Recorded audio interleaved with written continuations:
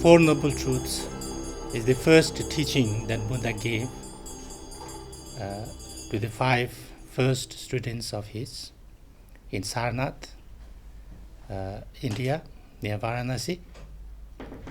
And that's also the main teaching of Buddhism. Basically, the Four Noble Truths is about how to free oneself from suffering.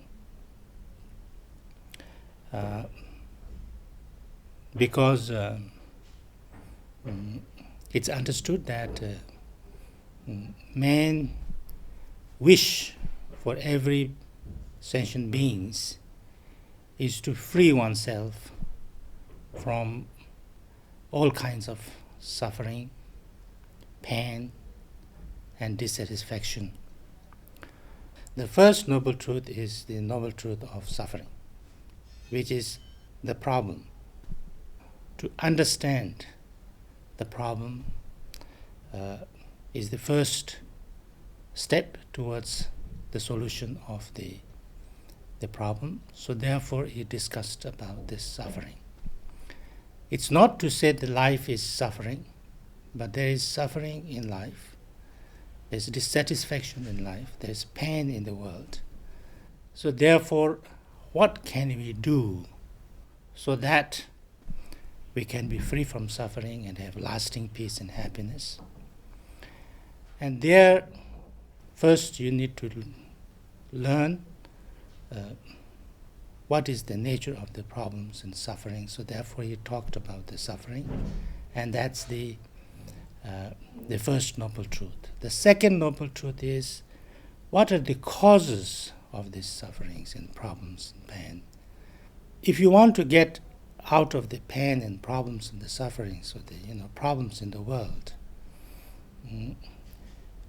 it's not possible to get rid of everything in the world that would make us unhappy, or that would create problems, or that would bring some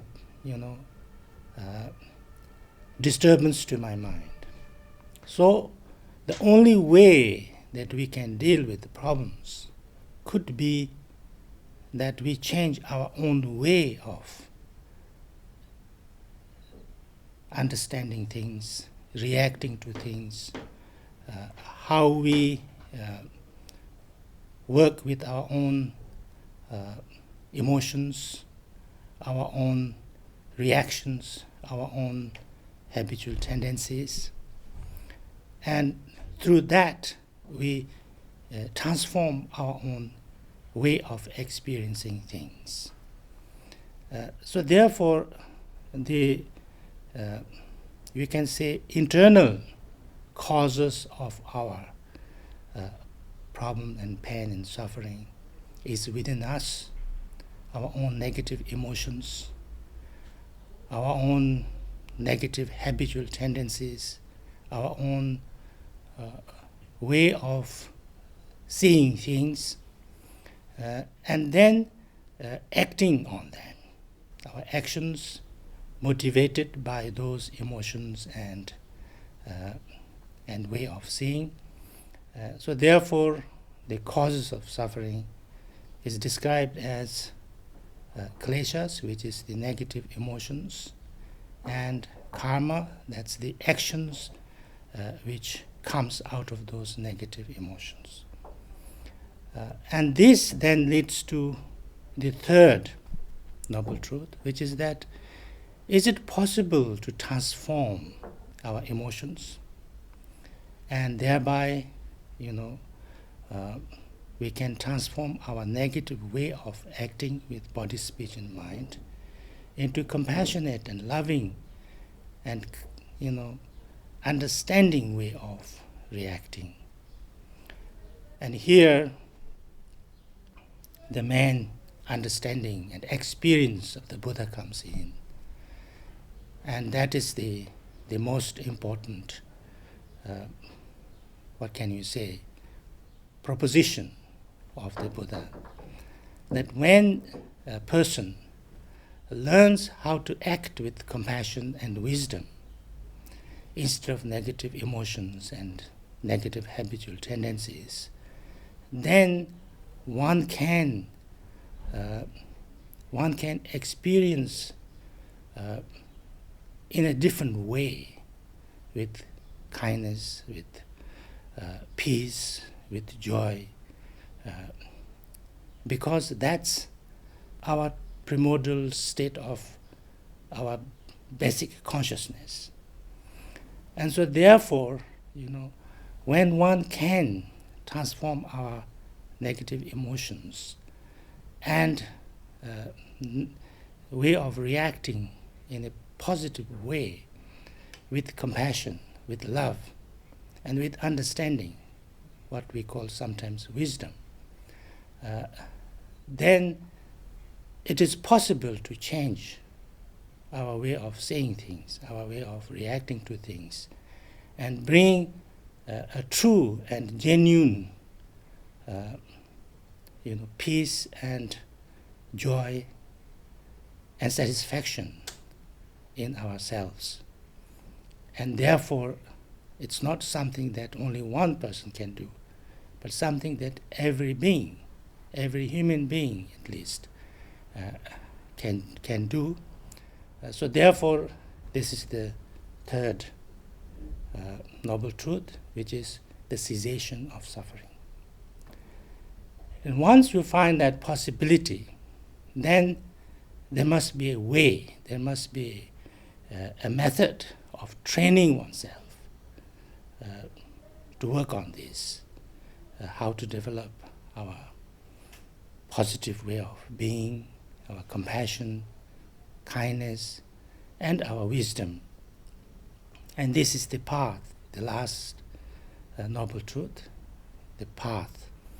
And here Buddha recommended first the 8 noble paths.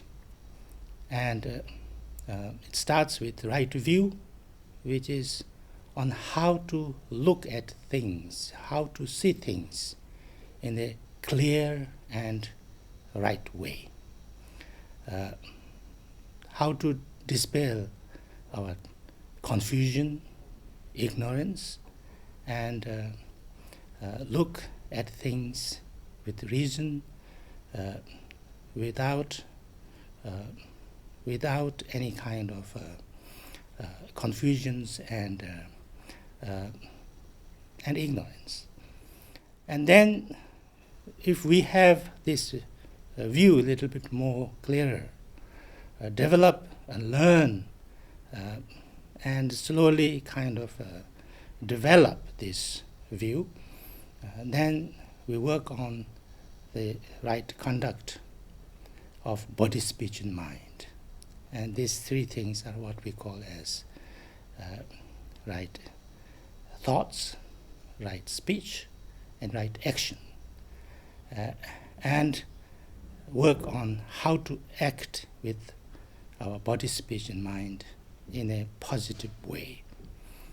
And that leads to the right livelihood, that we not only sometimes act in a positive way, but we learn how to earn our living, how to spend our life with a profession, with a job that's also positive and good and beneficial to ourselves and also the others. And then this leads to 2 most important things, right effort and right mindfulness.